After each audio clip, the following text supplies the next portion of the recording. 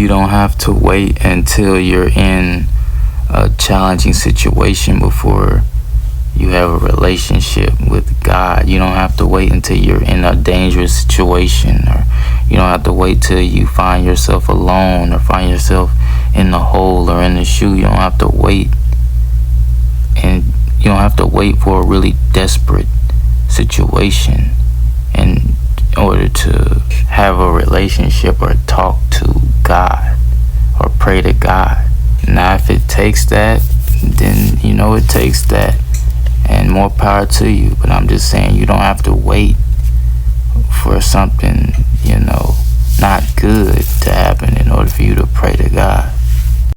I think everyone is supposed to have a relationship with God and have God in their life. Part of the reason is because He's always someone that we can lean on, always someone that we can talk to and to trust, and that wants to help. A lot of people, and I've done this to a lot of people, when we really need help, we'll go to God and really hope for an answer and get it. Not saying we're gonna get everything, because this is still life. Everyone still has free will, and free will has its positives and negatives. Free will has its advantages and consequences for whatever bed you lay, whatever you're doing. If I'm eating these donuts and drinking, beer every week, I can't get mad at God and say, God, why'd you make me fat? I know why I got fat. And everything ain't perfect. I'm not a perfect person. But we can still always go to God.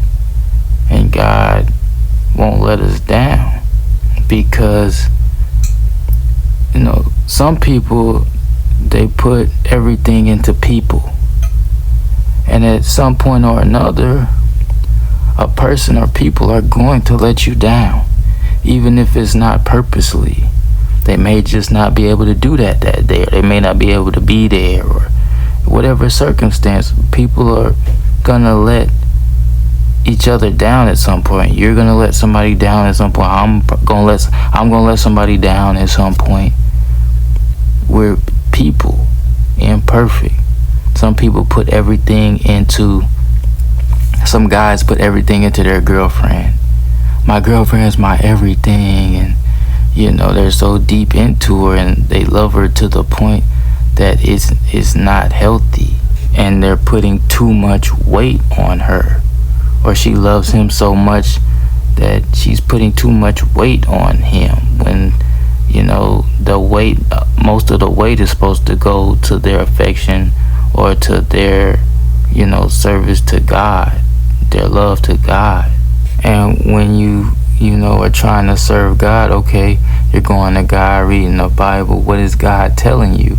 God's telling you, you're trying to serve God. God's telling you to serve your partner.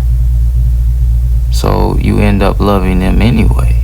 But if you leave God out the picture, and you just, he loves his girlfriend too much, she loves her boyfriend too much, her husband, or he loves his wife too much, she loves her husband too much, and you leave God out, that's when some of the time, not all of the time, but they love him to the point where violence starts to happen. Or if she doesn't do what she's supposed to do,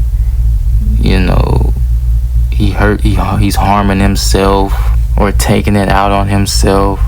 Or if there's a situation where she's doing something she's not supposed to do, he goes to the extreme with it. Or if she sees him doing something he's not supposed to do, she goes to the extreme with it, instead of trusting God. And even when you trust God with that situation, it's not easy, but it's more likely, if somebody is trying to serve God, it's more likely they're not gonna do anything extremely negative.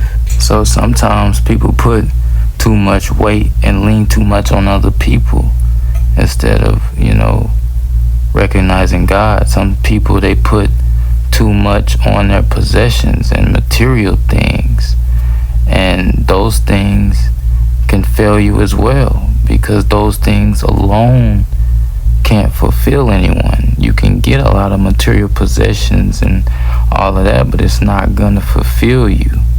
And the thing is, when some people, if they ever come into a situation when they lose that status, they lose the material. Some people, they can't take it.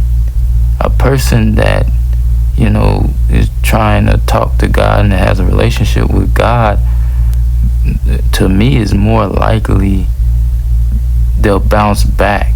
Now, a person can be strong enough to bounce back, but I'm saying there have been situations, a lot of situations, to where guys are used to making a certain amount of money and taking care of their family. They lose that, and they lose all hope, and they end up going to the extreme because they lost hope. And what I'm saying is, God gives you hope. And I think having a relationship with God, it brings life. Like the Bible, it brings life. I think if you take God out of it, it brings destruction. And people talk about hip-hop. I think hip-hop needs God in it. Because without him, it's just soulless, material items, promiscuous activity, status. What else do you hear a lot of rappers really bring to the table that really make an impact? Some of the rap now is no passion in it, there's no compassion in it, and some of them don't even have any honor.